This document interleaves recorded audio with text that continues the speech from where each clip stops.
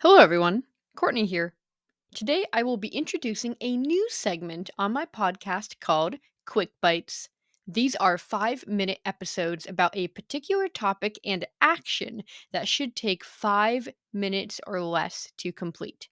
The goal of these episodes is to make important actions small and achievable.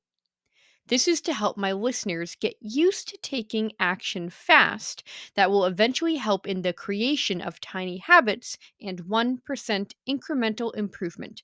This will also help to weed out my listeners to only the serious ones, just like my intro says. Only serious ears here. If you aren't ready to make it happen, these quick bites aren't for you. Welcome to episode number 29. Let's take a bite together. Where inventing, passion, and hard work intersect.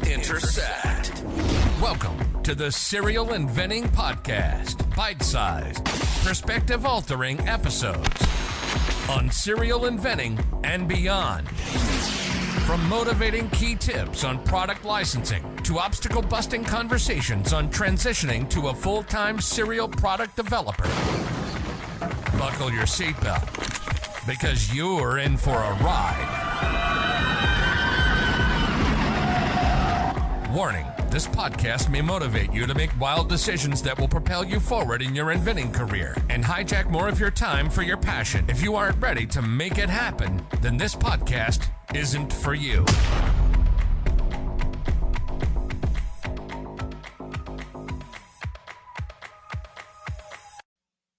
Today's quick and first bite is all about the first step to having a more essentialist life, as talked about by the author of Essentialism, Greg McKeown. Don't forget, it's the start that stops most people. If you missed my most popular episode 18, Why Your Identity is Holding You Back, check it out to get a deeper understanding of this topic, as well as episode 20 on radio silence. Essentially, essentialism at its core is doing less, but doing what you are doing better to live a more intentional life in all aspects.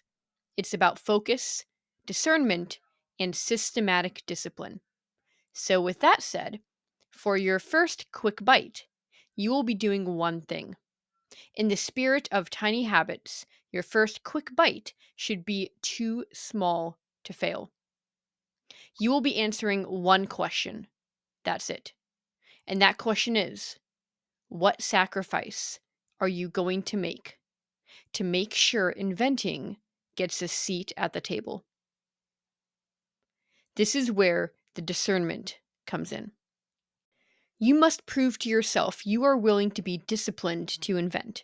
And when you spend focused, dedicated time in an area, you must know you are taking away time from another area. What area are you choosing to take time away from? We constantly have busy lives and constantly overcommit and say yes to things. It's time to learn what we feel is most essential to us and start voting with your most valuable resource you can never, ever, ever get back: your time. And only spend it on the things you really want to be successful at. So, what will your trade-off be? What is your sacrifice? The answer is not having your cake and eating it too. You must sacrifice. Because if you do not choose, someone else will choose it for you. And you do not want someone else choosing what you should be focusing on in your own life. Not choosing is a choice you make that forfeits your opinion in the matter of your time, and your time will be taken up by something that is most likely not essential to you. In the words of Greg McKeown, what do I need to say no to in order to say yes to this? What is your sacrifice? Message me on LinkedIn with a photo of a sticky note with the words, "My quick bite sacrifice is," with your chosen sacrifice written on it. And I'll send you an incredibly simple yet powerful perspective shift on how self discipline works and one way to easily achieve it. Thanks for tuning in and taking a quick bite with me today. And remember, serial inventors don't make excuses, they make it happen. See you soon.